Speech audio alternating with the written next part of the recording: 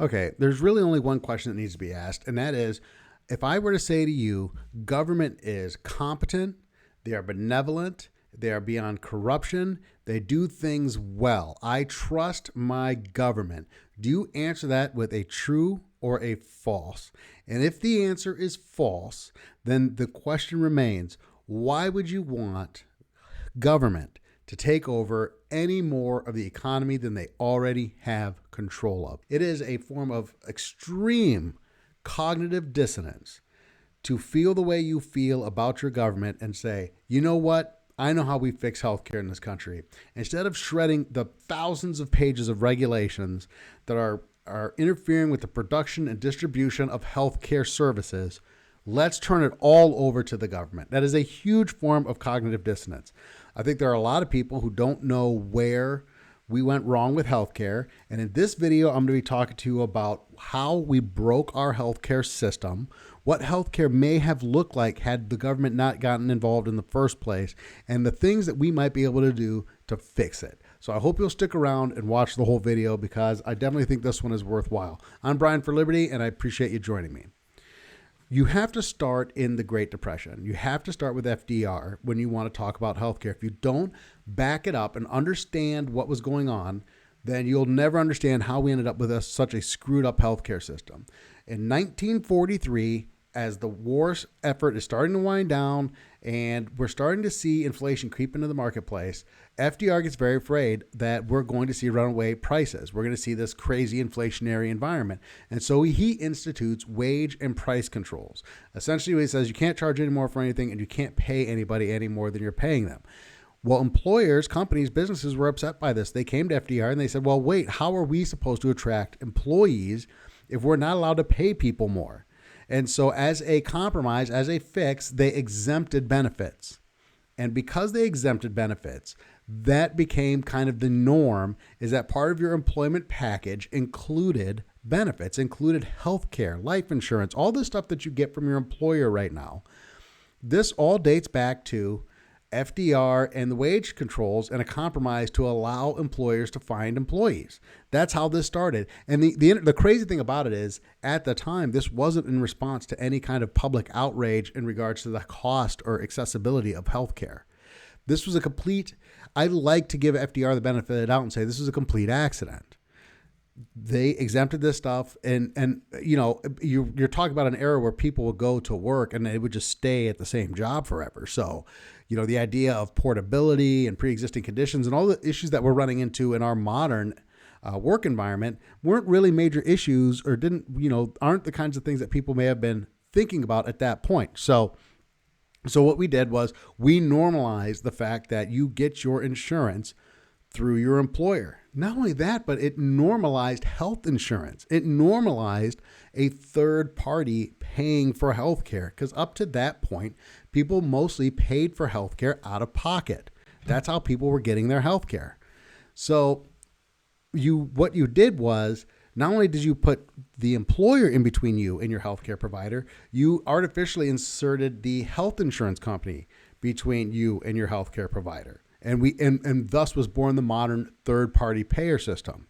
Now, what could have happened, what we could have seen in healthcare, could have been drastically better. It would have been drastically different. And it started with Blue Cross Blue Shield. The origins of Blue Cross Blue Shield wasn't as a major insurance company. It was actually a group of hospitals that were offering an insurance product directly to, like, teachers. I think teachers and doctors. There are a few different people involved, or groups involved, but it was a direct to consumer product at that time. You didn't get that through your employer. People were buying that on their own. They're buying it out of their own pocket. And I want you to think about what that looks like, how that market, free from government intervention at that point, would have developed. Healthcare undoubtedly was going to get more expensive. And the idea that we were just going to be able to pay one-on-one for all of our healthcare needs moving forward into the modern era of medicine is probably unrealistic. So we did have to come up with something. There had to be another way to pay. And so there was going to be kind of an insurance, a collective. We hear about mutual aid societies and all these different methods that people came up with to try and pay for health insurance that eventually the big powerful health insurance companies kind of stamped out. But all of those systems, from mutual aid societies to everything else, they were all third-party payer systems. Only the hospitals directly selling a form of coverage to the customers was that a direct-to-consumer product. And so when we think about what that would have looked like, how would that have developed over years? Well, imagine I'm a hospital and you subscribe to me for your healthcare needs.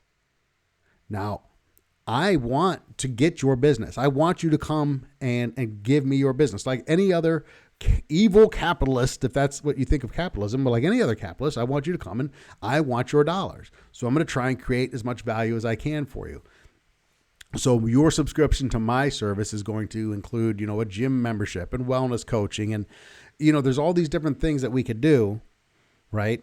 That are focused on attracting customers. But all of those things have here's the evil ulterior motive, if you want to phrase it that way. The ulterior motive is to keep you healthy. I want you to have a subscription to me. I want you to be insured by me. I want your business here at my hospital.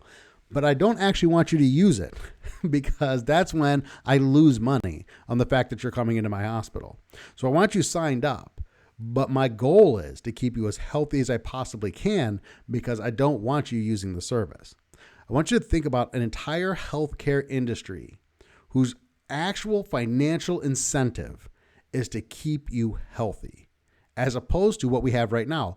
When you have a healthcare system that's built around a third-party payer system, you have a healthcare system that's actually financially incentivized to sell expensive treatment to these big third-party institutions. That's how they make their money. They can't sell anything else to you directly, not to generate any kind of a regular stream of income. So the only regular stream of income they can give you is expensive recurring treatments, chemotherapy. Think chemotherapy. Think expensive prescription drugs. That's how healthcare providers. That's the financial incentive. The financial incentive is to sell you expensive long-term treatment. That's based on the fact that we have a highly regulated, by the way, third-party payer system. Because the other part of this system that we have right now, and part of the regulatory environment that surrounds it, is health insurance companies. And insurance is a risk-based enterprise. It's a risk-based undertaking. That's what they do. So, and what does that mean? Well, that means that their job is to price risk. So when you think about a young driver, 17-year-old driver pays more than me. I'm an old man. I don't pay as much for car insurance as my 18-year-old son is going to pay, right? Because I have this long driving record. I have a history. I have a clean driving record. I can be trusted. I'm not as irresponsible, compulsive, all those things. So car insurance company can say, you are a higher risk than you are. And so I'm going to charge you more and I'm going to charge you less. Health insurance companies aren't allowed to do that. And it's crazy because the inverse would work, right? If you're a young 20-something, you should be paying way less in health insurance than the old man sitting next to you at work, right? Because the 60-year-old and you at your employer are probably paying about the same. You're subsidizing his health insurance because he's a significantly higher risk. And here's the thing: by the time you're in that age, by the time you're I'm a young Gen Xer. Am I a young Gen Xer? Yeah, I'm a young Gen Xer, or you're an elder millennial or whatever. By the time you get to that phase, you're in a financial position where, I'm going to have to pay a little bit more for my health insurance and I can afford it. This young person is just starting out in his career is going to pay significantly less because he's a lower risk. We can't do that. It's against the law, is my understanding. First, it's age discrimination, which doesn't allow it. So that's part of it. And then let's talk about other things. Like I go in for a blood draw and they take my blood pressure and they can't charge me more based on the results of those tests. They can't charge me more if I'm overweight. They can't charge me more if I'm an unhealthy person. They can charge you more for some reason if you smoke, but they can't test your liver enzymes to see how much drinking you do. They can't give you a discount for, can they give you a discount for wearing a Fitbit or something like that measures how much activity you're doing and charge you more if you don't do it? So we regulate health insurance companies out of being able to even do the things that would incentivize you to be healthy. So we separate you from the healthcare provider. And in that initial environment, you would have a healthcare environment where the healthcare provider is selling you directly and is actually incentivizing you to stay healthy. And the health insurance companies are going to be this backstop where if something does go catastrophically wrong, that's the only time the health insurance company would even step in. That's how healthcare should function. That's how it would have, I believe, would have developed in this country had the government not gotten involved and given all this power to health insurance companies way back then. So now we look at this and we go, okay, well, they did this stuff way back then. How do we fix it now? How do we solve this problem now? I personally don't think it's that difficult. I honestly think it would be relatively easy. It would take a relatively, I think, common sense act of Congress to say, look, we have this health insurance business right now in the United States, and we think it's broken and it's overly regulated and all of this stuff. I think that the easiest way to solve this problem would say, look, we're going to make an exemption. And if you are an actual healthcare provider, then you can sell directly to the consumer a similar type insurance product free from the regulatory environment that regular traditional health insurance companies operate under. And that's what would happen. And then if you had a subscription of that type to a healthcare provider and you were buying that from a provider, then you could buy major medical without all the you could buy an a la carte kind of like, all right, at $100,000 my health insurance kicks in or whatever the case may be, and you could just buy that kind of really cheap major medical policy, and that would solve the problem. I believe that would solve the problem, and you'd have a cost-effective healthcare industry that within a generation would completely turn around all of the epidemic type healthcare issues we're facing in this country right now. And that's a market-based solution that doesn't cost the taxpayers anything and frees things up and opens things up for competition. And as an aside, kind of as the last thing I would say on this topic would be, we need to eliminate across the country all state level healthcare regulations. We already have a ton of regulations coming down from the federal government. There's already a ton of federal regulations on healthcare. So let's just eliminate all the state stuff, all of it, in every state. And then you are allowing interstate competition in healthcare. That eliminates the problem. Everybody's operating by the same rule book. We don't have 50 different sets of rules. We're all just going to say, fine, the feds regulate healthcare. We're not going to get involved. And now all 50 states, all these healthcare providers from all across the country can sell into every other state.